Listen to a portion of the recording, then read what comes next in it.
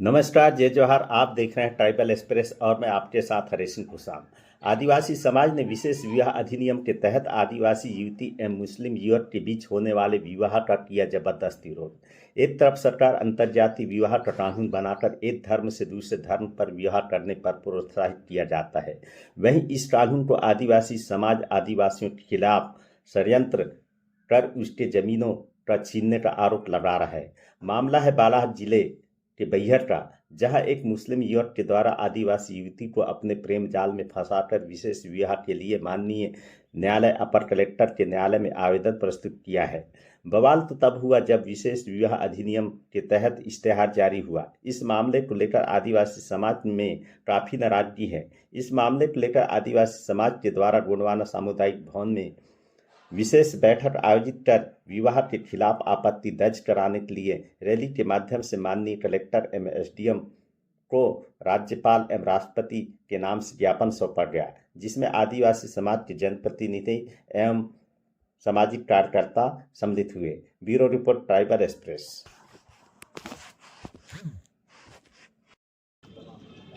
हजारों की तादाद में जो है आदिवासी लोग एकत्रित हुए हैं यहाँ पर। ज्ञापन सौंपा आपने यहाँ पर, क्या कुछ मामला है? बैहर अपर न्यायालय के द्वारा कुछ बेटियों के विवाह के विशेष विवाह के संबंध में नोटिफिकेशन जारी हुआ था और उस नोटिफिकेशन के आधार पर हमारा जनजाति समाज ने इसे संज्ञान में लिया। क्योंकि अंतर्जातीय विवाह विशेष प्रावधान के तहत होने जा रहा है, हमारी आपत्ति यह है कि चूंकि एक जनजाति समाज की बेटी को बहला फुसला करके या अन्य तरीके से भी हो सकता है, उसके पीछे कोई दबिश दबाव भी हो सकता है। अब ये तो आगे पता चलेगा। तो समाज ने ये निर्णय लिया है कि हम इस पर आपत्ति दर्ज कराएंगे, क्योंकि हाई कोर्ट ने भी इसके पहले मध्य प्रदेश में ही फैसला दिया है कि मुस्लिम समाज अपने शरिया कानून के तहत संचालित होता है, पर्सनल लॉ के द्वारा, और जनजाति समाज प्रकृति पूजा के साथ में मूर्ति पूजा भी करता है। तो दोनों के बीच में विवाह का होना संभव नहीं है। जस्टिस अहलूवालिया ने इस पर फैसला भी दिया था। तो इन बातों को हम ध्यान में रख करके, क्योंकि अगर धर्मांतरण भी इसके आधार पर होगा और आगे चल करके उस बेटी के नाम पर कोई ज़मीन खरीदा जाएगा या फिर उन्हें आरक्षण का लाभ लेते हुए, चाहे वो नौकरी का विषय हो या फिर चुनाव लड़ने का विषय, इसमें जनजाति समाज को भारी नुकसान है। समाज को बचाने के लिए समाज एकत्रित हुआ है, इसका मूल उद्देश्य यही है। और इसीलिए आज हम सब लोग यहाँ आकर के अपनी आपत्ति वैधानिक रूप से प्रक्रिया के तहत हम लोगों ने दर्ज कराई। क्या होगा अगर आपकी मांगे आगे पूरी नहीं हुई? तो जिन मामलों पे आपने ज्ञापन दिया, अगर वो मांगे पूरी नहीं होती तो फिर अभी हम लोग निर्णय की प्रतीक्षा करेंगे।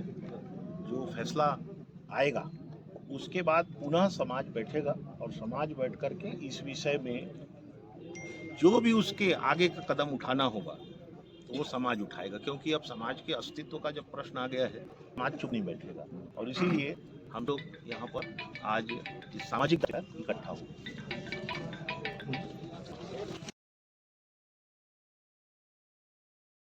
बावजूद भी वो अगर उसको आदिवासी का दर्जा बरकरार रहता है तो निश्चित रूप से हमारे समाज को जो सुविधाएं हैं उसका वो दोहन करेंगे और हमारे समाज का नुकसान, इसलिए समाज खड़ा हुआ।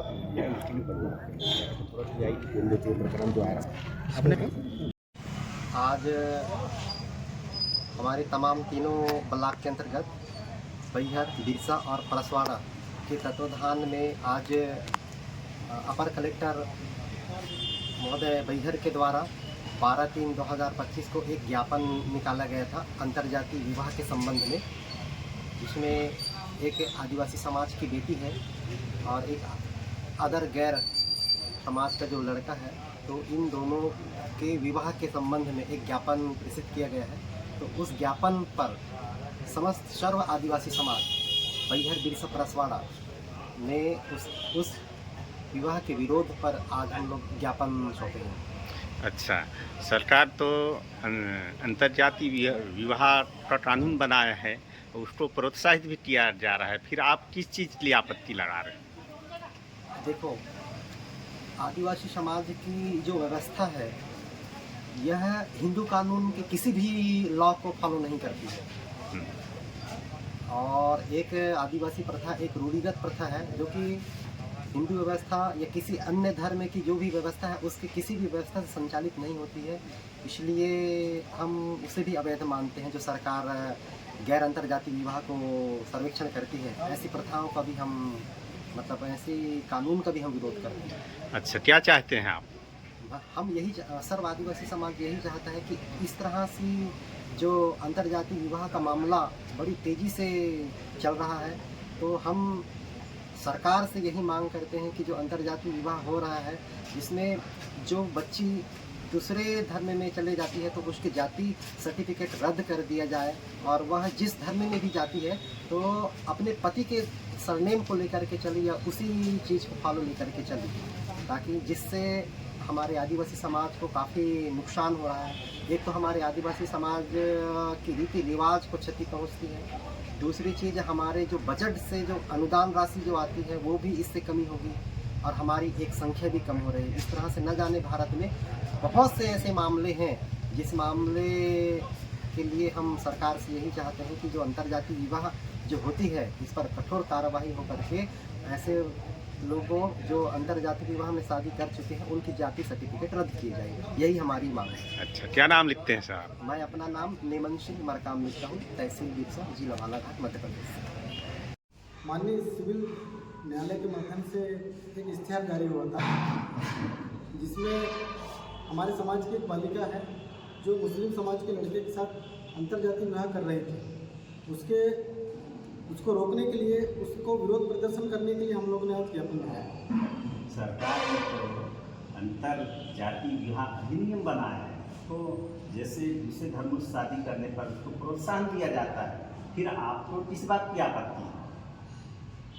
सर, देश के अंदर में जब सर्वे ऑडिट हुआ 1909 में और 1911 में और उसके बाद 1950 में, तो उसमें सर्वे में पाया गया कि सबसे ज़्यादा ज़मीन देश के अंदर आदिवासी समाज की। हमारे हिस्से में 65% ज़मीन है।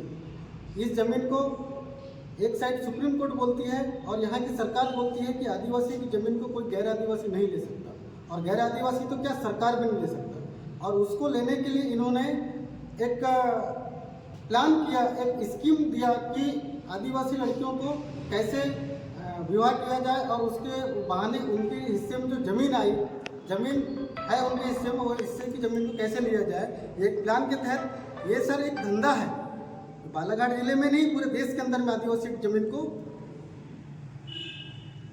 अतिक्रमण करने का एक धंधा बना लिया गया है।